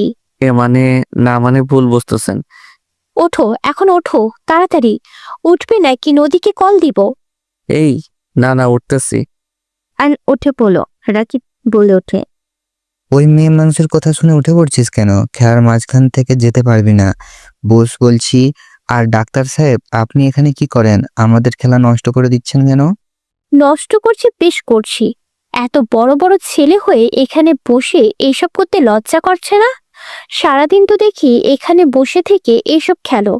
তোমাদের বাবা মা কিছু বলে না নাকি? ডাক্তার সাহেবা শুনেন, জ্ঞান দিবেন না। আপনি এখান থেকে যান। আমাদের রোগী দেখেন গিয়ে, আমাদের দেখতে বলে নাই। রাকিবের কথা শুনে রাইসা রেগে গেল। আয়নের দিকে তাকিয়ে বলল, ছি, তুমি এসব বেয়াদব ছেলেদের সাথে বসে খাচ্ছ। বাসে চলো। তোমার 12টা যদি আমি না বাঁচাই, আমার নামও রাইসা না। এই যে কাকে বেয়াদব বলেন? এখন চলো বাসায়। আপনি যান, আমি পরে আসছি। এখন আসতে বলেছি, আমার সাথে চলো বলছি। পরে যাই প্লিজ, রাগ করেন না। ওই আয়ানের বাচ্চা, তুই ওনার সামনে এত মিনমিন করে কথা বল কেন? ধ্যাত, তুই চুপ কর তো। উনি আমার বউয়ের বান্ধবী। আমার বউ জানলে আমার 12টা বাজাবে। কি, তোর বউ? সত্যি ডক্টর নদী নাকি? জি ভাই। আরে তাহলে তো উনি আমাদের বেআইন হয়। আসসালামু আলাইকুম বেআইন সাহেব, এত রাগ করেন কেন? আমরা তো জুয়া খেলছি না, জাস্ট এমনি কার্ড খেলছি। আয়ান চলো তো। রাইসা আয়নের হাত ধরে টেনে নিয়ে যেতে লাগলো। আয়ন বাইকে উঠে পড়লো। রাইসা আয়নের বাইকে উঠে পড়লো। দুজন চলে গেল। একজন বলে ওঠে, ভাই, ভাগ্য ভালো, আগে জানলাম নদী ম্যামের জামাই আয়ান। যদি ওর সামনে উল্টাপাল্টা বলতাম তাহলে কি যে হইতো। রাগ, এই রাইসা ম্যামকে পটাতে হবে। সালা গ্রামের সুন্দর মেয়ের সাথে প্রেম করলো, আবার ওর জন্য গ্রাম ছাড়া হয়ে সব থেকে বেশি সুন্দরী বড়লোক বাপের মেয়েকে বিয়ে করছে। ওর কপালে নাকি অন্য কিছু। আর আমাদের দেখ, এখানে বসে এইসব বাল খেলছি। থাক, আমি গেলাম।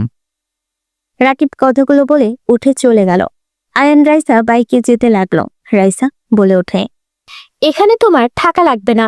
তুমি দেখছি এই বাদর ছেলেদের সাথে থেকে খারাপ হয়ে যাবে, ঢাকা চলে যাবে। আমার বান্ধবী যদি জানে তোমার কি হাল করবে, তোমার নিশ্চয়ই জানা আছে। আরে আপু, ওরা আমার ফ্রেন্ড। আর আপু, আমি ওই গ্রামের ছেলে। আপনি যে বাসায় থাকেন ওই বাসার মালিক আমার আব্বু। আয়নের কথা শুনে রাইসা হা হয়ে গেল। রাইসা বলে ওঠে, কি উল্টোপাল্টা কথা বলছো? উনি তোমার আব্বু মানে? হ্যাঁ, উনি আমার আব্বু রাকিব, আমার কাজিন মেজো চাচুর ছেলে। এসব নদী জানে? হ্যাঁ, ওই জেনেছে, ওকে সবকিছু বলেছি। তাহলে তো তুমি এখানে সবকিছু চেনো জানো। বাট তুমি তো আগে বলেছো তোমার এই দুনিয়াতে কেউ নেই। যার কাছে থাকতে সেই তো মারা গেছে। হঠাৎ করে তোমার আবার ফ্যামিলি আসলো কই থেকে? সেই অনেক কথা আপাতত বলতে পারবো না। খুব ভালো, তাহলে তুমি সেই রেফিস্ট। রাইসার কথা শুনে আইন বাইক থামিয়ে দিল। রাইসের দিকে তাকাতেই রাইসা নেমে পড়ল, বাসের ভিতরে চলে গেল। আইন কিছু না বলে গেট দিয়ে ভিতরে চলে গেল। রাইসা সোজা সিঁড়ি বেয়ে দরজা খুলে নিজের রুমে চলে গেল। আইন ওর রুমে চলে গেল, ফ্রেশ হয়ে ঘুমিয়ে দিল। সন্ধ্যায় ঘুম ভাঙল, বসার রুম থেকে হাসাহাসি করার শব্দ আসলো। আইন উঠে ফ্রেশ হয়ে বের হয়ে দেখে আতিয়া, রূপা, আইনের কাজিনরা এসেছে। আইনকে দেখে বলল, ভাইয়া ঘুম হয়েছে? কখন এসেছিস বোন? 20 মিনিট হয়ে গেছে। রাহাত আসে নাই? না, ওই কোচিং এ গেছে। ও আচ্ছা। আয়ন নদীর পাশে বসতে বসতে বলল, আয়ান, তোমাকে ঢাকা যেতে হবে। কেন? আব্বু দেশের বাইরে যাবে। ও আচ্ছা, কখন যাওয়া লাগবে? রাতে গেলে বের হয়ে যাও। ঠিক আছে। আয়ন বসে থেকে সবার সাথে আড্ডা দিতে লাগলো। রাতে আয়ন, রাইসা, নদী একসাথে আয়নদের পাশে চলে গেল। তিনজন সবার সাথে বসে খাবার খেয়ে আড্ডা দিতে লাগলো। আয়ন টাইম দেখে বলল, আচ্ছা নদী আপু, তোমরা তাহলে এখানে থেকে যাও, আমি তাহলে বের হচ্ছি। আয়ন কোথায় যাবে? ঢাকা যেতে হবে, আব্বু দেশের বাইরে যাবে, ভাইয়া চট্টগ্রামে আছে, তাই আমাকে দেখতে হবে বাকিটা। সাবধানে যাস, রাত করে বের না হইলে হয় না, সকালে গেলে তো পারিস। এখন গেলে সকালের ভিতরে পৌঁছে যাব। আচ্ছা আসছি। আয়ন সবার থেকে বিদায় নিয়ে বের হয়ে গেল। সকালে পৌঁছে গেল নদীর পাশের ভিতর ঢুকে বাইক রেখে সদর দরজায় নক করলো। দরজা খুলে আয়ন নবাকে দেখে অবাক হয়ে পড়ল। আসসালামু আলাইকুম আপু। ওয়ালাইকুম সালাম, কেমন আছেন? আলহামদুলিল্লাহ, আপনি কেমন আছেন? আর কবে এসেছেন? গতকাল এসেছি, ভিতরে আসো। আয়ন ভিতরে গেলে নদীর আম্মুকে সালাম দিয়ে রুমে চলে গেল। রুমে গিয়ে নদী ফ্রেশ হয়ে নদীকে কল দিল। নদী কল রিসিভ করে বলল, পৌঁছে গেছো? এসে গোসল করে তোমাকে কল দিলাম। কি করো? শাশুড়ি আম্মুর সাথে বাইরে যাব। কোথায়? মেজো কাকির বাবার বাড়িতে যাব। ও আচ্ছা, যাও যাও, ঘোরাঘুরি করো। আর কত জায়গায় যে যাওয়া লাগবে তোমাকে? তোমার হিংসে হচ্ছে নাকি? অল্প অল্প। ফাজিল। আচ্ছা, বের হব। কলে থাকো, কল কেটে দেওয়া লাগবে কেন? বড়দের সামনে কথা বলবো নাকি? শরমেরও তো ব্যাপার আছে। কি বলবে শুনি? আচ্ছা, আমার বউ শরম পাচ্ছে যখন, তখন একটা কাজ করতে পারো। কি? কিস দিয়ে যাও না জান। নদী কিছু বলবে, সাথে সাথে পিছন থেকে রূপা এসে পড়ল। আমি দেব নাকি? রূপাকে দেখে আয়ন লজ্জা পেয়ে গেল। আয়ন ভেবাচাকা খেয়ে বলে, মানে ভাবি ভালো আছেন? জি দেবজি, আমি তো ভালো আছি। কিস দিব কি? আচ্ছা, বাই। আয়ন কল কেটে দিলে রূপা হাসতে লাগলো। নদী লজ্জা পেয়ে গেল। রূপা বলে, হয়েছে, জামাইয়ের মতো লজ্জা পাওয়া, চল নিচে চল। চলেন। নদী রূপা নিচে চলে গেল। এদিকে আয়ন নিচে চলে গেল। আয়ন নিচে গেলে নদীর আম্মু বলে, আয়ান, তুমি খেয়ে ঘুমিয়ে যাও, সারা তো বাইক চালিয়ে এসেছো। আব্বু কখন গেছে? রাতে চলে গেছে। আয়ন কিছু বলবে, নদী কল দিতে লাগলো। নোভা বলে ওঠে, আপু না কল দিচ্ছে, ধরো না কেন? ধরি। আয়ন কল রিসিভ করতেই আতিয়া বলে ওঠে, ভাইয়া পিচ্ছি বলো। দেখো ভাবি কি করে। আতিয়া কথাটা বলে ক্যামেরা পিছনের দিকে ধরলো। আয়ন ফিক করে হেসে দিল। নদী আরো কিছু ভাবিরা মিলে রাহাতকে মেকআপ করে দিচ্ছে। নোভা এসব দেখে বলে ওঠে, আপু কি করো? ওই ছেলেটা কে? আয়া, তুমি আবার এভাবে চুপ করে আছো কেন? তোমার বইয়ের পাশে ছেলে মানুষ, কিছু বলছো না? নদী রাহাতকে ফোনটা হাতে নিয়ে বলে, কিরে, তুই বাসায় কবে এসেছিস? গতকাল এসেছি। তুমি কোথায় আছো? এত মানুষ কেন? আর ওই ছেলেটা বা কে? এভাবে ভূত সাজাচ্ছ কেন? আরে ওইটাই আমার ভাতিজা। আমি আমার মেঝো চাচি শাশুড়ির বাসায় এসেছি। এখানে সব ভাবিরা, আমার ননদরা, আরো কিছু ননদ আছে, সবাই মিলে প্ল্যান করেছি রাহাতকে ভূত সাজিয়ে প্র্যাঙ্ক করব। কি বলো? তোমার চাচি শাশুড়ি কি কো এগুলো? তুই কোথায় নদী? আর এইসব আবল তাবল কি বলছিস? আয়াম তো এতিম, ওর ফ্যামিলি কোথায় পাস? ভাবি আপনারা বাকিটা দেখেন, আমি একটু কথা বলে আসছি। নদী কিছুটা দূরে গিয়ে বলতে লাগলো। আয়ান কোথায়? ও তোমাদের কিছু বলে নাই? আমি যে বাসায় ভাড়া থাকি ওই বাসার মালিক আয়ানের আব্বু। আয়ান এতিম না। আয়ান রাগ করে গ্রাম ছেড়ে দিয়েছিল। আমাদের ফ্যাক্টরিতে যে জমি অর্ধেক ওদের। আয়ান তোকে আগে বলেছি কি যে ওর ফ্যামিলি আছে? তা বলে নাই। ওই মনে অনেক আঘাত পেয়েছিল। ওর বাবা মা কারোর সাথে কোনো যোগাযোগ রাখিনি। আমি তোমাকে পরে সব বলবো। আচ্ছা, আমি ফোনটা রাখছি, মেছো আম্মু ডাকছে। ওকে যা। নদী কল কেটে দিল। নোভা বলে, বাবা, তোমার মেয়ে দেখি সব পরিবেশে সুন্দর মানিয়ে নেয়। যা, বিষয়টা ভালোই লাগছে। আমার মেয়েটার কত হাসি খুশি লাগছে, সবার সাথে কত আনন্দে আছে। আর মেয়েটাকে নিয়েও চিন্তাও থাকলো না, শ্বশুর বাড়িতে আছে। নোভা কিছু বলবে তার আগে আয়ন নিচে এসে বলে, আম্মু, আমি বের হচ্ছি। খাবার খেয়ে যাও। আচ্ছা দিন। আয়ন খেতে বসলে নদীর আম্মু খেতে দিল। আয়ন খাবার খেয়ে ফোন নিয়ে চলে গেল। অফিস ছুটি হলে আয়ন অফিস থেকে বের হয়ে বাইকে উঠতে যাবে, সাথে সাথে নদীর কল আসলো। আয়ন কল রিসিভ করলো। হ্যাঁ জান, বলো। ভিডিও কলে আসো। বাইকের উপরে আছি জান, বাসায় গিয়ে কল দিব। আয়নের মুখে জান শুনে লজ্জায় পড়ে গেল। পিছন ক্যামেরা দিলে আয়নজির পায়ে কামড় দিয়ে সব ভাবিরা বসে আছে। আয়ন বলে ওঠে, দূর, এত শরম পাওয়ার কি আছে? আমার বউকে আমি জান বলছি, এখানে সমস্যা কি? আয়নের কথা শুনে সবাই বলে ওঠে, তাই তো, তা দেবরজি, আমরা ধরবো জন্য কি পালাইছো নাকি? কেমন আছেন আপনারা? আর পালাবো কেন? 10 দিন পর যাব, পরে দেখবো, তখন যেন আবার আপনারা পালান না। দেখা যাবে এসো। আর তোমার বউ এত লজ্জা কেন পায়? দাদিরা কিছু বললে লজ্জায় লাল হয়ে যায়। আমার বউটাকে একটু বেশি পাকনা বানিয়ে দিয়েছেন। লজ্জাবতী বউ ভালো লাগে। আয়নের কথা শুনে সবাই হাসতে লাগলো। রূপার ভাবিরা বলে, লজ্জাবতীকে বানিয়ে দিব আমাদের মতো। রায়ান বলে ওঠে। না না, এমন বানানোর দরকার নাই। রায়ান বাইক চালাতে চালাতে কথা বলতে বলতে যেতে লাগলো। আয়ন বাইক চালাতে চালাতে কথা বলতে বলতে যেতে লাগলো। হঠাৎ করে একটা মেয়ের সামনে এসে পড়লো। আয়ন মেয়েটাকে দেখে চমকে গেল। আয়ন বাইক থামালে মেয়েটা সোজা আয়নকে জড়িয়ে ধরলো। আয়ন সরানোর চেষ্টা করতে লাগলো। মেয়েটা কান্না করতে করতে বলে, আয়ন, আমাকে ক্ষমা করে দাও। Ion please. আমাকে ক্ষমা করে দাও। আমি তোমাকে ছাড়া ভালো নেই আয়ান। আমি তোমাকে অনেক ভালোবাসি। আমি প্রথমে বুঝতে পারি নাই, এখন আমি বুঝতে পারছি আমি কি তোমাকে ছাড়া ভালো নেই। মেয়েগুলো কথা শুনতে পেল সবাই। আয়ন কিছু বলার আগেই নদী ফোন কেটে দিল। আয়ন ধাক্কা দিয়ে সরিয়ে দিয়ে পড়লো। কি আবল তাবল কথা বলছো? তোমার মাথা খারাপ হয়ে গেছে নাকি? মেয়েটা রাস্তার উপর থেকে উঠে আয়নকে জোর করে ধরে বলে, আমি তোমাকে ছাড়া ভালো নেই। আমি ঠিক বলছি, আমি তোমাকে অনেক ভালোবাসি আয়ান। প্লিজ আমাকে ক্ষমা করে দাও। আমাকে একবার সুযোগ দাও। আমি তোমাকে কখনো কষ্ট দেব না। আমি তোমাকে রাজার মতো করে রেখে দেব। আয়নের রাগ উঠে সজোরে ধাক্কা মেরে গালে থাপ্পড় বসিয়ে দিয়ে বলে, যত সব ফালতু মেয়ে, তোকে আমি বোনের মতো ভালোবাসি আর তুই কি বলো সেই সব? মেয়েটা বলে, আয়ান, তুমি আমাকে যদি ভালো নাই বাসো তাহলে তুমি আগে কেন আমাকে দেখতে যেতে? কেন আমাকে গিফট করতে, আমাকে নিয়ে ঘুরতে যেতে? কেন আমার সাথে এত ভালোবাসার অভিনয় করে আজ এসব বলছো? প্লিজ আয়ান, আমাকে ফিরিয়ে দিও না।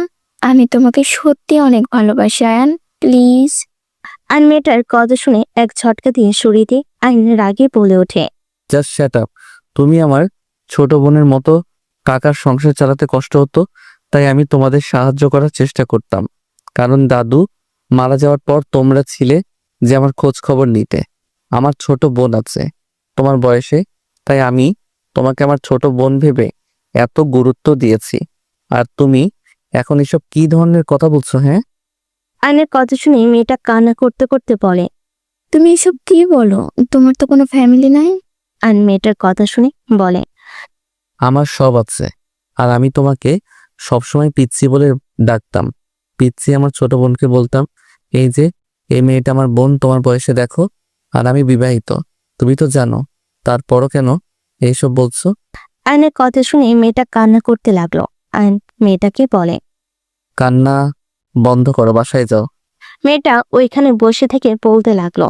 আমি কোথাও যাব না, আমি বাসায় যেতে চাই না। আমি বাসায় গেলে আমাকে বিয়ে দিয়ে দেবে। আয়ন কথাগুলো শুনে বলে ওঠে। তুমি কি বিয়ের আসর থেকে পালিয়ে এসেছো নাকি? উঠো বলছি, থাপ্পড় মেরে গাল ফাটিয়ে দিব। উঠো। আয়ন মেয়েটার হাত ধরে টেনে বাইকের পিছনে বসিয়ে দিল। আয়ন বাইক নিয়ে সোজা বস্তিতে চলে গেল। আয়ন বাইক থেকে নামতে নিলে মেয়েটা বলে, না, আমি নামবো না, আমি অন্য কাউকে বিয়ে করব না। আয়ন মেয়েটাকে ধমক দিয়ে বলে, নামো বলছি। কি শুরু করছো? হ্যাঁ, নামতে বলছি, নামো। আয়নের ধমক শুনে মেয়েটা নেমে পড়লো। আয়ন বলে ওঠে। কান্না থামাও বলছি। আয়ন চোখের পানি মুছে দিয়ে হাত ধরে নিয়ে যেতে লাগলো। আয়ন মেয়েটার বাড়ির ভিতর নিয়ে গেলে মেয়েটার মা ছুটে এসে বলে, আয়ন বাবা, তুই কোথায় গেছিলি?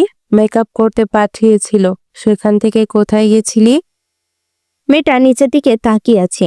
আয়ন বলে, আমার সাথে দেখা হয়েছিল, আমার সাথে কথা বলছিল, তাই লেট হয়ে গেছে। আয়নের কথা শুনে মেয়েটার আম্মু বলে, যাক, ভালো করেছে। তোমাকে জানাবো, তোমার আগের সিমটাও তো হারিয়ে ফেলছো, যোগাযোগ করতে পারি নাই। চলো। মেয়েটাকে ওর কাজিনরা নিয়ে গেল। আয়নকে ওই মেয়েটার আম্মু নিয়ে যেতে লাগলো। আয়ন সবার সাথে কুশল বিনিময় করলো। বিয়ে এখানে থাকতে থাকতে রাত 12টায় আয়ন বাসে চলে গেল। বাসে গেলে সদর দরজা নক করলে কাজের লোক দরজা খুলে দিল। নদীর আম্মুকে দেখে আয়ন বলে, আম্মু, আপনি ঘুমান নাই? তুমি কোথায় ছিলে? বস্তিতে গেছিলাম, এক ছোট বোনের বিয়ে, ওইখানে গেছিলাম। ও আচ্ছা, খাবার দেই, খেয়ে নাও। আম্মু, আমি খেয়ে এসেছি, আপনি ঘুমান যান। আর এইভাবে রাত জাগবেন না তো, বিষয়টা আমার কাছে খারাপ লাগে। সন্তান বাইরে থাকলে কি মায়ের ভালো লাগে না? আচ্ছা, তুমি যাও, ফ্রেশ হয়ে ঘুমিয়ে যাও, আমি যাচ্ছি। নদীর আম্মু চলে গেল। আয়ন নিজের রুমে চলে গেল। আয়ন রুমে গিয়ে ব্যাগ রেখে ফোনটা পকেট থেকে বের করে খাটের উপর রেখে ওয়াশরুমে চলে গেল। গোসল করে তোয়ালে পরে বের হয়ে আসলো। আয়ন ফোনটা হাতে নিয়ে কল দিতে কেউ দিল না। আলমারি থেকে পোশাক বের করে পরে নিল। রাতে শুয়ে পড়ল। সকালে ঘুম ভাঙতেই নামাজ পড়ে নিল। নামাজ পড়ে আয়ন নদীকে কল দিতে লাগলো। নদী ঘুম ভাঙলে আয়নের কল দেখে নদী কল কেটে দিল। আয়ন বারবার কল দিতে লাগলো। নদী কল রিসিভ করলো না। আয়ন SMS করতে লাগলো। জান, কলটা রিসিভ করো। জান, তুমি ভুল বুঝছো, মেয়েটা আমার বোনের মতো, সত্যি বলছি।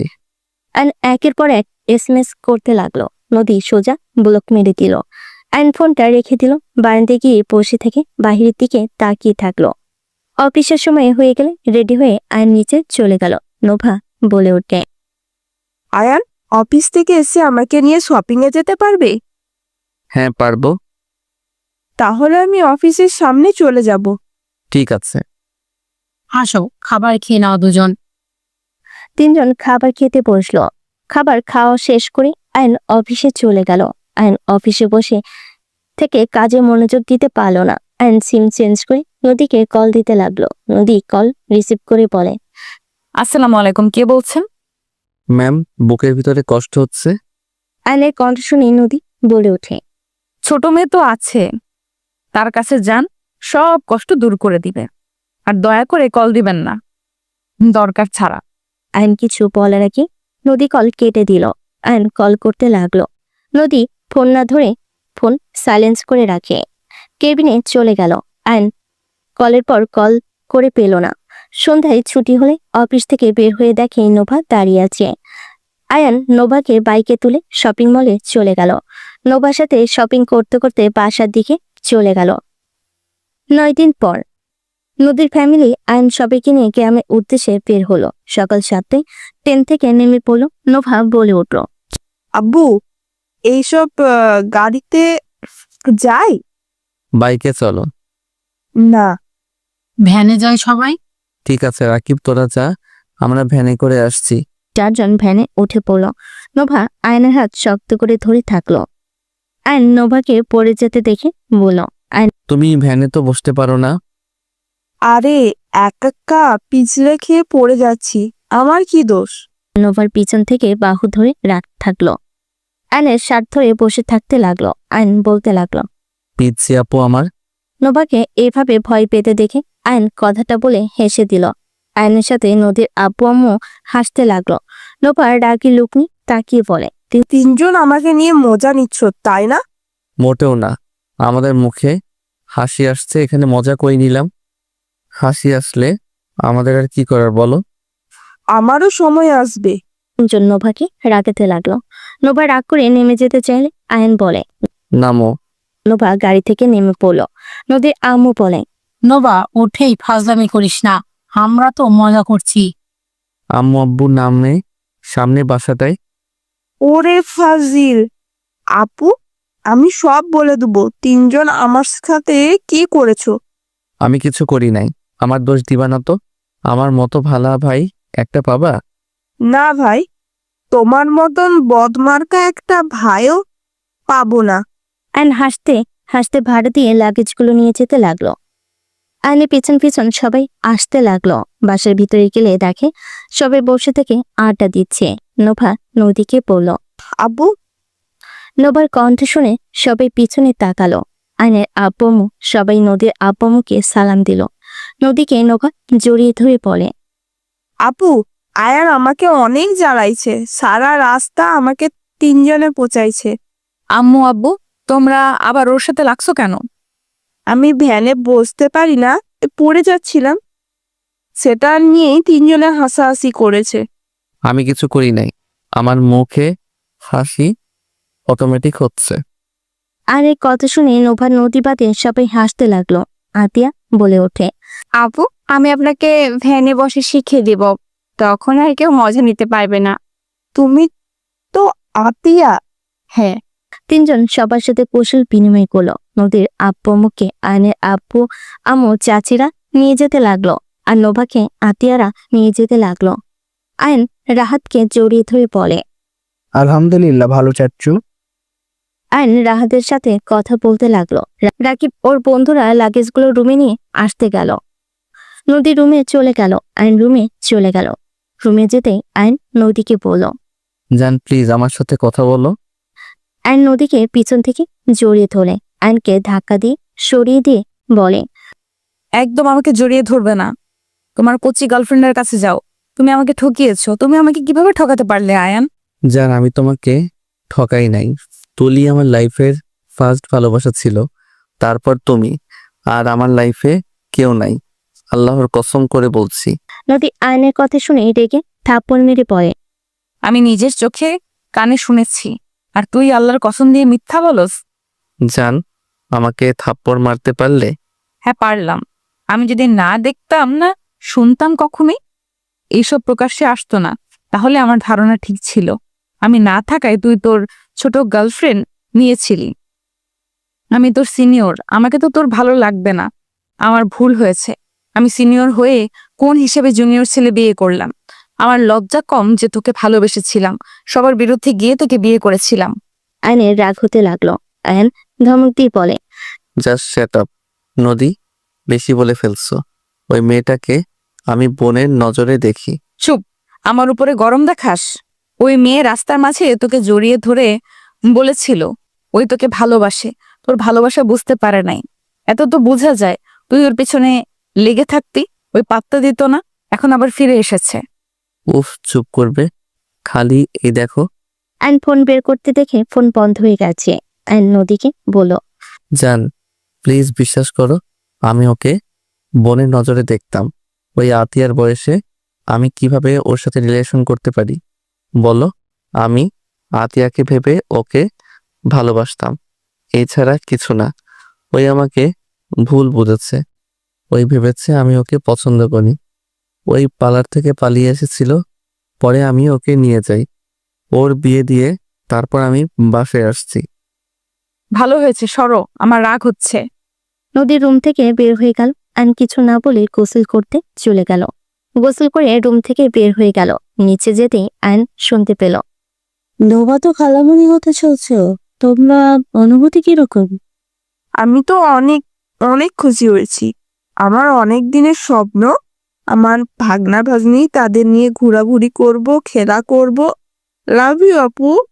নোভা নদীকে জড়িয়ে ধরে গালে কিস করলো। নদী হাসি মুখে বলল, ভেবে চিন্তা করিস, তোকে কিন্তু বাবু পটি পরিষ্কার করা লাগবে।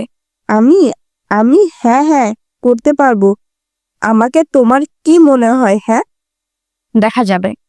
সবাই মজা করতে লাগলো। রাহাত আয়ানকে দেখে বলল। ওই তো চাচ্চু এসেছে। সবাই আয়ানের দিকে তাকালে রূপা বলে ওঠে। বাবুর আব্বু চলে এসেছে। দেবচি, আমাদের ট্রিট দিয়ে ফেলো। বাবুর আব্বু হতে যাচ্ছ? কি রে আয়ান, খুশি হোস নাই নাকি? কেমন চুপচাপ? কিছু হয়েছে নাকি? বুঝতে পারছি না কি বলবো। নদী, তুমি আমাকে একবার জানালেও না। আমার মনে নাই তাই বলি নাই। আবার দুজনের ভিতরে কি হলো? তোমরা দুজন কবে ঠিক হবে? অল্পতেই এত ঝামেলা লাগি কেন? আম্মু, আপনাকে বলেছিলাম না, বস্তিতে এক বোনের বিয়েতে গেছিলাম। তাকে নিয়ে সন্দেহ করতে ব্যস্ত উনি আমাকে সব জায়গা থেকে ব্লক করে রেখেছে। আবার এত বড় সুখবরটাও বলে নাই। আমার মেয়েকে নিয়ে যে আমি কি করব সত্যি বুঝতে পারছি না। আরে এই মেয়েটাকে নিয়ে সন্দেহ করার কি আছে? সবার সামনে যেন কথা তুলছেন, তাহলে আমিও বলি। ভাবি, আপনি সেদিন দেখলেন না একটা মেয়ে ওনাকে জড়িয়ে ধরে ভালোবাসার কথা বলছিল? হ্যাঁ, তাহলে বলেন আমি সবার সামনে মিথ্যা কথা বলে এসেছি? তুমি না বললে ওর ফ্রেন্ড হয়, মজা করছে। এমনিতে তো ওনার নাম সুনাম দিয়ে ভরা, আবার যদি বলতাম চিনি না তাহলে ওনার নাম আরো উপরের লেভেলে চলে যেত। তাহলে আয়ান তুমি? ভাবি, রাহাত, আমার ফোনটা মনে হয় চার্জ হয়েছে, নিয়ে আসো তো। রাত দৌড়ে চলে গেল অ্যান্ড সবাইকে বলল। প্লিজ, দয়া করে কেউ কিছু বলবেন না। ঢং, আমাদের কিছু বলতে বয়েই গেছে। হ ঢং, তুই খুশি এইবার? অ্যান্ড কথাটা বলা শেষ করতেই রাহাত চলে আসলো। রাহাত বলে ওঠে। চাচ্চু আপনার ফোন। অ্যান্ড ফোনটা হাতে নিয়ে মেয়েটার বিয়ের ভিতরে ওঠা সব ছবি দেখাতে লাগলো। নদী সব ছবি দেখাতে লাগলো। নদীর মনোভা রাগি লুক নিয়ে তাকালে নদী বলে। তবে তাকিয়ে আছো কেন? আজ থেকে তোরা দুজন নিজেদের কথা বলি। কোনো কিছু না জেনে না শুনে কেউ কাউকে উপরে ভুল বুঝবে না। কয়েকদিন পর আমার নাতি নাতনি দুনিয়ায় আসতে চলেছে। এভাবে ঝামেলা করলে ওদের উপরে প্রভাব পড়বে। আমি সেটা একদমই চাই না। তাড়াতাড়ি করো একে অপরকে। নোভার রাইসা আয়নের হাত ধরে টান দিয়ে নদীর পাশে বসিয়ে দিয়ে বলল। করো প্রমিস দুইজন। আমার সমস্যা নাই, আপনার বান্ধবীকে বলেন। আর নদীর হাত এক করে ধরে নদীকে প্রমিস করি বলে। বেশি করব না, যদি উল্টাপাল্টা কিছু দেখি তাহলে খবর আছে। আর সন্দেহ করা বউদের অধিকার। নদীর কথা শুনে সবাই ভ্যাবাচাকা খেয়ে ওর দিকে তাকিয়ে থাকলে নদী দাঁতে দাঁত চেপে হাসি দিল। আয়ন বলে। এই বউ জীবনেও ঠিক হবে না।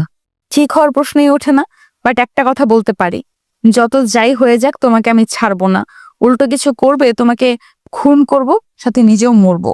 কি সাংঘাতিক বউ রে বাবা। ওদের কথা শুনে সবাই হেসে দিল।